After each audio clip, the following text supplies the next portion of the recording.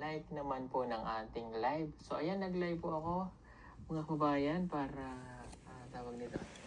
Para makamusta nyo rin ako dahil almost magwa 1 week na po kung walang regular upload. Yan, wala tayong regular upload sa ating YouTube channel dahil ako nga po ay nandito ngayon sa Laguna. At ako po ay kumbaga nagpakasyon muna dahil meron po tayong check-up. Ayan, nagpa-check up tayo. Nagpa-konsulta ulit sa doktor dahil lagi ko po yung ginagawa, no? At yun nga, dahil hindi naman po na ako bata, I'm already 40 years old. Ayan, so medyo... That is watching Pugong Biyahero.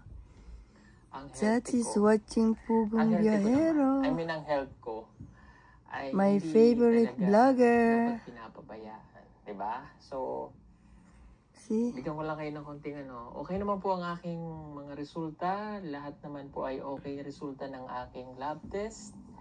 Nagpa-Magic 12. God bless you more, Sir Paul. Sa ultrasound.